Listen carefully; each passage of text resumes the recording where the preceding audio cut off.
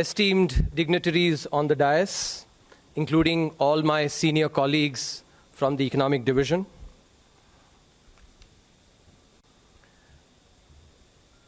let me first start by thanking the Honorable Prime Minister, the Honorable Finance Minister, the Honorable Minister of State for Finance, Secretary Economic Affairs, and the entire team of secretaries in the Ministry of Finance.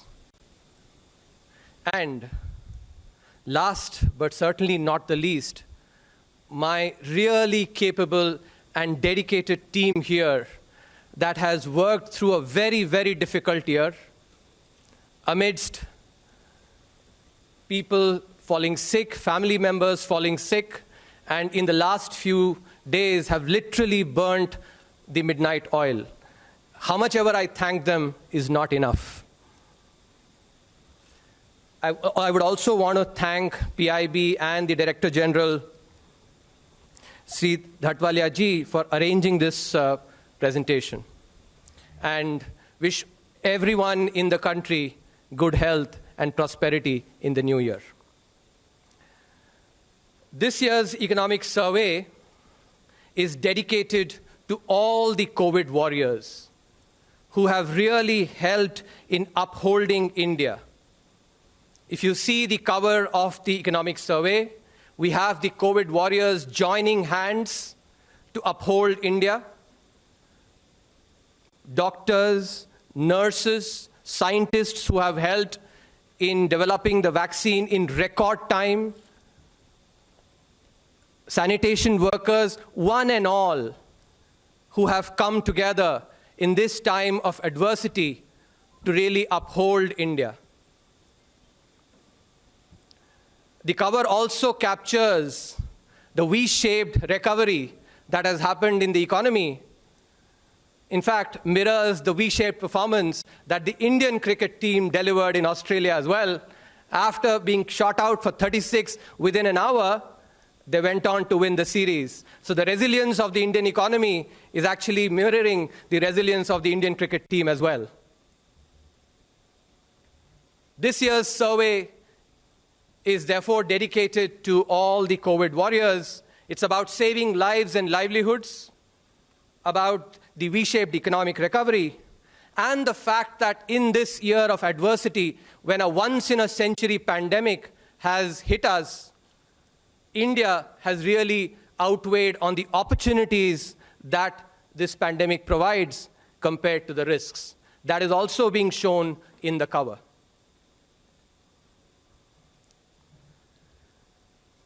Keeping up with the times, and as they say, necessity is the mother of invention, this year's economic survey is being delivered in an e-book format, and the economic survey app has been launched, which I will just show now.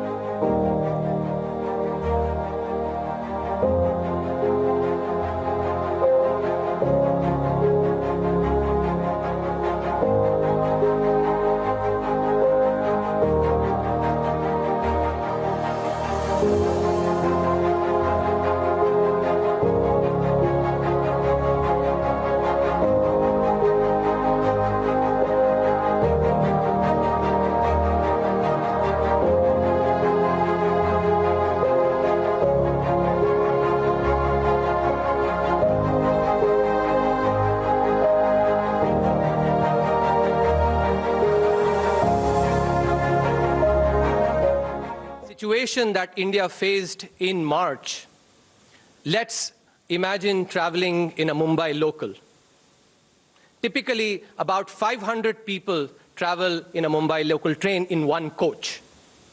Now, if suppose the trains had been running during the COVID times, this is just a thought experiment, just one person being infected in the coach could have infected 500 other people in the space of just 1 hour. In contrast, if these 500 people were working from home, as they indeed are, To infect those 500 people, it would take many days. 1 hour versus many days. 500 people that would infect actually would go and infect many more. This example displays the impact of network effects in the spread of a pandemic, the fact that the size of the population matters, the population density matters, and that is essentially the situation that India faced. And the first chapter in the economic survey in volume 1 is about India's policy response, saving lives and livelihoods amidst a once-in-a-century crisis. India's response was guided by research in epidemiology and economics. Nobel Prize-winning research by Lars Hansen and Tom Sargent, which I had the privilege of learning from both of them. Their research advocates that when faced with enormous uncertainty, policies must aim to minimize large losses. Now, faced with a pandemic, that large loss was loss of human lives. As it is said in the Mahabharata, Apadi pranaraksha hi dharmasya pratham ankuraha. Saving a life that is in jeopardy is the origin of dharma. And that is the principle that guided India's policy response. India recognized that GDP growth will come back, and it certainly has, but human lives will not. India's policy response also derived from the extensive research on epidemiology, especially that looked at the Spanish flu epidemic of 1918 to come up with its policy response. One of the key things that was pointed out was the need for the pandemic curve to be flattened, because that gives time for the health and the testing infrastructure to be ramped up. In particular, one of the key learnings from this research was that the pandemic spreads faster in higher and denser populations, and that the intensity of the lockdown matters most at the beginning of the pandemic. A 1 unit increase in the population density has far greater impact on the spread of the pandemic at the onset of that pandemic compared to later. And this is one of the key reasons, one of the key points of research that guided India's policy response. Therefore, the early intense lockdown, India recognized, not only saves more human lives, but also enables a quicker, better economic recovery. The survey team has done a lot of work to show what could have been versus what actually happened. What could have been depends on, as I said, population density. It depends on the number of elderly people we have in the population. Even though India is a young population, just in absolute numbers, the number of elderly people we have is very large, and in fact larger than most countries. It depends on the number of tests that are conducted. It depends on the entire demography as well. And so, the survey team has analyzed what could have been versus what was, and that is being displayed in this particular chart, where the expected cases versus the actual cases is displayed, similarly for deaths as well. Green corresponds to actually the actual cases being lower than the expected cases, while red is the opposite. And both on cases and on deaths, India has done really well. India avoided about 37 lakh cases, according to the survey's estimation, and about 1 lakh deaths through the strategy that it adopted. The same analysis has also been done across states in India. And here as well, the expected cases and expected deaths has been taken into account. While looking at deaths, the health infrastructure also has been taken into account to estimate what could have been. One of the key things that stands out here in terms of under and over performance across states, Maharashtra is the underperformer, both in cases and in deaths. In cases, Uttar Pradesh, Gujarat, and Bihar are the overperformers, while on deaths, Kerala, Telangana, and Andhra Pradesh are the overperformers. Now, importantly, what we do is to go and relate this to the stringency of the lockdown that was imposed. We do this not only across all countries, but also across states in India. When we analyze across countries, we find that the intensity of the initial lockdown correlates strongly with the difference in the estimated versus the actual cases across countries. But when we do that across states as well, we see the same pattern, where the stringency of the lockdown across states correlates strongly with the difference in the estimated versus the actual cases across countries. But when we do that across states as well, we see the same pattern, where the stringency of the lockdown across states correlates with the cases and the deaths.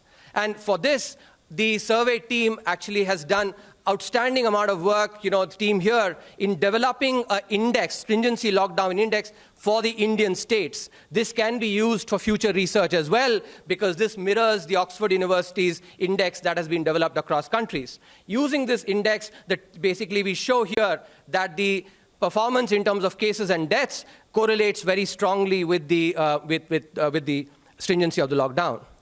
Now, we certainly recognize that correlation does not translate into causality.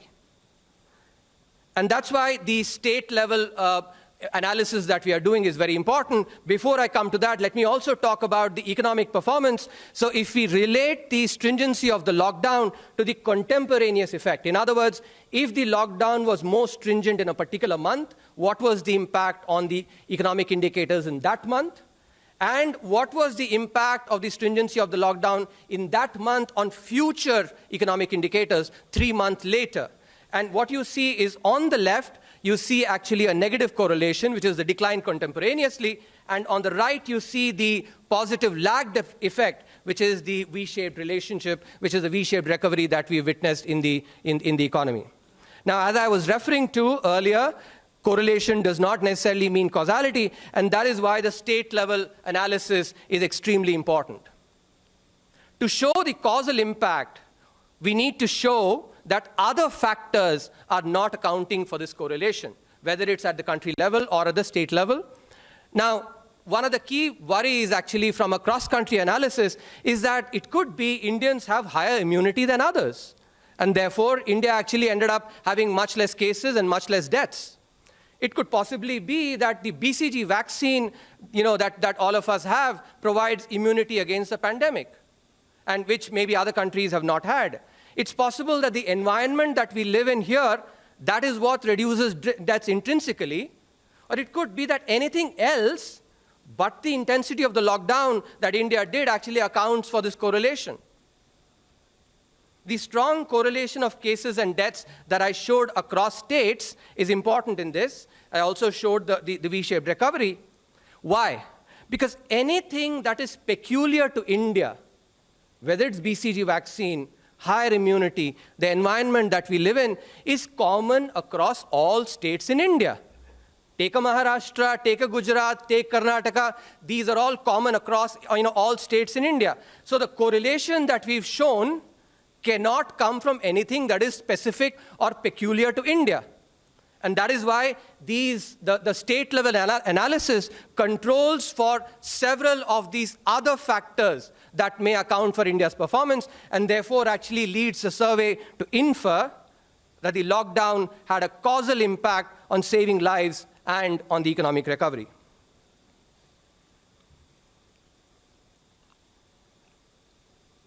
In this context, it is also important to keep in mind the intrinsic effect of the pandemic itself.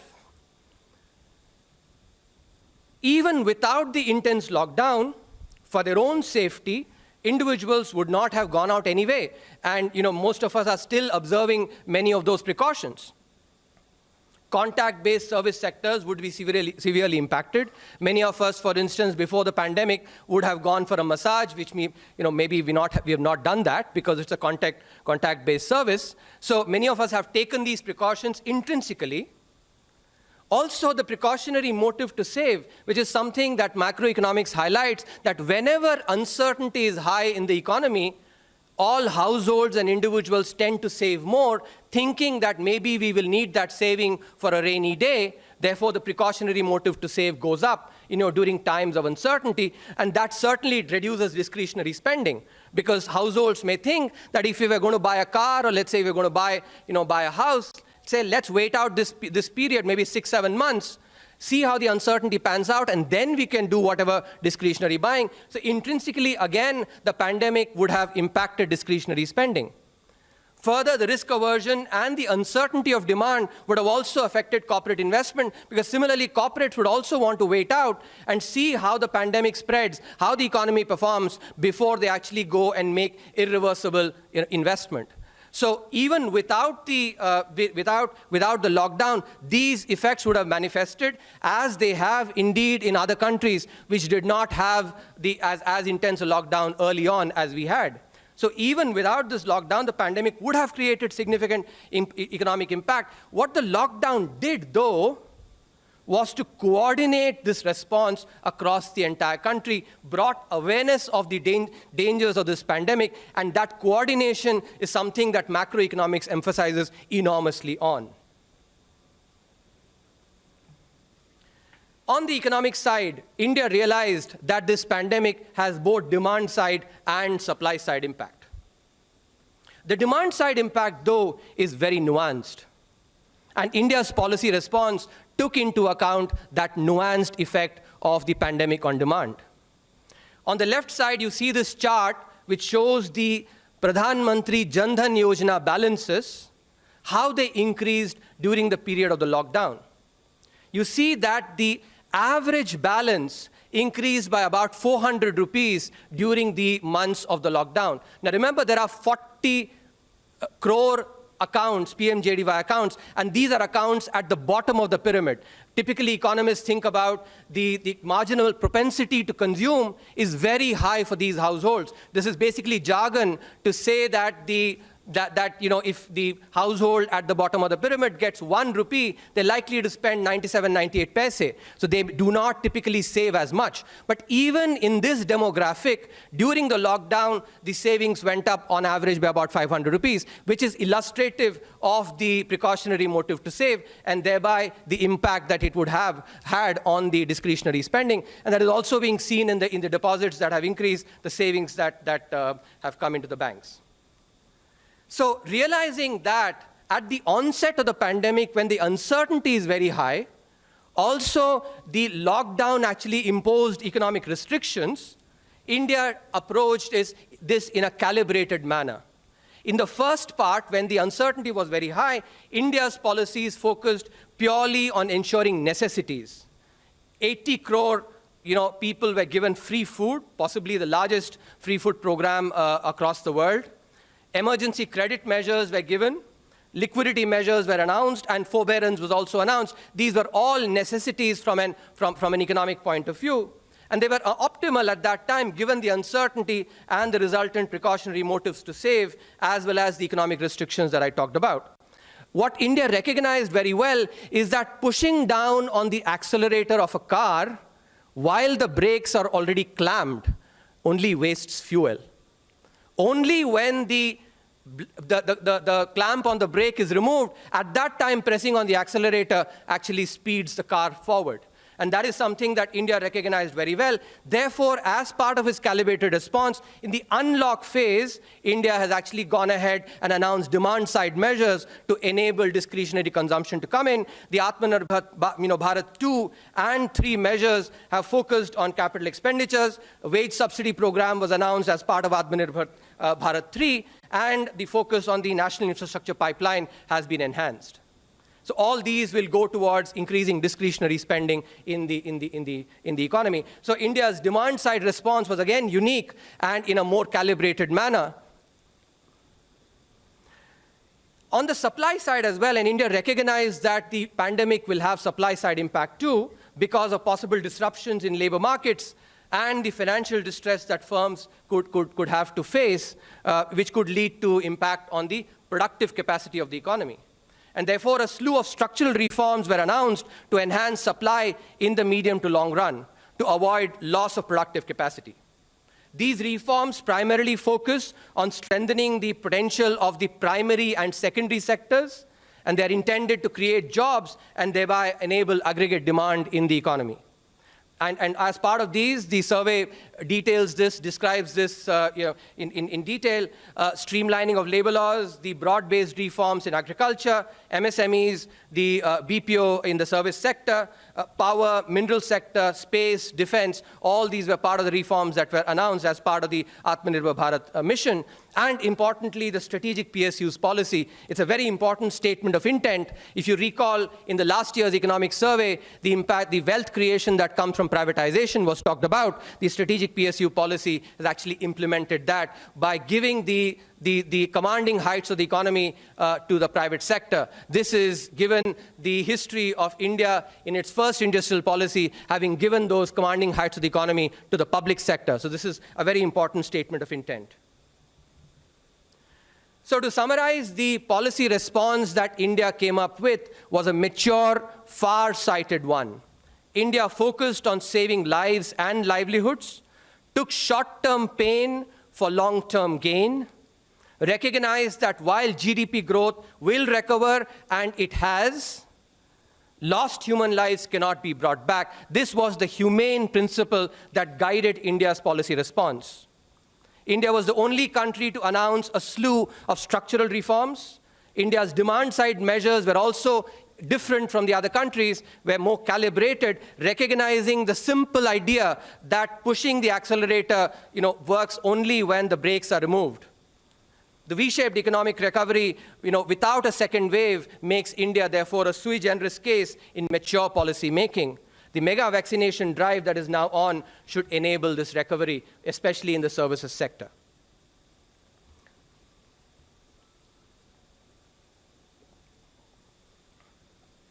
In a time like this, fiscal policy becomes very important. The second chapter, therefore, focuses on fiscal policy. The title is, Does Growth Lead to Debt Sustainability? Yes, but not vice versa. Let me start with a simple example to illustrate the main idea. Suppose you borrow and invest rupees 100, and you borrow it you have to pay an interest cost of, let's say, 8%. And let's suppose that the investment gives you 12%. The return that it yields is 12%. So you can borrow that in year 1, rupees 100. In year 2, 108, which includes 100 rupees principal and 8 rupees interest, you can repay. The return is 112, so you can pocket 4 rupees and keep it with you. But because you have actually generated more, you can do this again. You can borrow another 100 rupees and keep doing this as long as the interest rate that you have to pay is less than the growth rate that you actually can generate or the return that you can generate. And this is captured very well by the American Economic Association's presidential address that was given by the then President Olivier Blanchard in 2019, where he says that if the interest rate paid by the government is less than the growth rate, then the intertemporal budget constraint facing the government no longer binds. The intertemporal budget constraint is just basically some difficult words for what I've illustrated using this simple example, that you can keep doing this over and over again, and as long as the interest rate that is paid is less than the growth rate, This debate has happened in the advanced economies because of the significant decline in their interest rates. But the same idea also applies to India because of the high potential growth rate that we have and the fact that the growth rate is higher than the interest rate. And this idea is captured by what is called the debt equation for debt dynamics. Without getting into the math, let me just give you the basic idea that if the interest rate is greater than the growth rate, then you do not get debt sustainability because debt as a proportion of GDP will increase because you don't get enough to be able to repay the interest cost.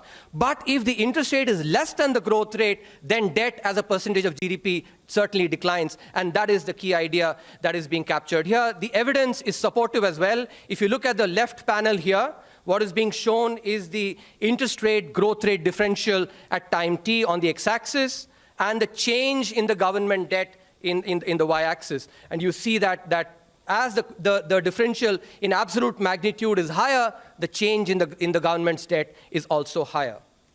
And this is in fact coming from greater movement in the growth rate, because the difference between the interest rate and the growth rate can come both due to changes in the interest rate as well as due to the growth rate. What the chart on the right shows, that when you look at the variation in interest rate and growth rate over time, it is the change in the growth rate that is changing the interest rate growth rate differential and thereby impacting the debt to GDP ratio. But when you see in India, same period, the correlation is about minus 0.3, very low. And that's the basic idea that actually is being advocated in this chapter, that countercyclical fiscal policy must become an important point of emphasis when we think about especially times like these. This chapter also goes and examines debt sustainability in various scenarios, especially some of the worst case scenarios. There's a lot more details in the chapter. I'm just going to show you one snapshot here. This particular chart here shows the growth rate that can potentially be obtained from FY23 onwards, different scenarios, and how the debt to GDP will change based on those scenarios. I want you to focus on the worst case scenario here, which corresponds to nominal growth rate of 9%. Assuming an inflation of 5%, mid of the 4 to 6% band, this translates into a real growth rate of 3.8%. So what this slide shows, and this analysis shows, is that even if India were to have real growth of 3.8% in each year from FY23 to FY29, the debts will still come down. And it will basically come down because the nominal rate of interest would actually be higher than, nominal rate of growth would be higher than the nominal rate of interest. There are also lessons from something that India has already done in the past. We've been there, done it. When the Asian financial crisis happened, growth had come down from, over the entire 98 to 2003 period, the growth was only 5.3%. And debt to GDP had in fact increased at that time, had reached then historical levels of 83%. But the government went and did expansionary fiscal policy, focused on infrastructure spending, which basically did increase government expenditure, and general government debt actually went up. But as a result of that, as a result of the fiscal and the infrastructure push, the average growth from 2004 to 2009 was 8%. And that growth is what then brought debt back from 83% to 70%. So we've been there, done it, and we basically need to just replicate and learn from that experience. So that's the essence of this chapter.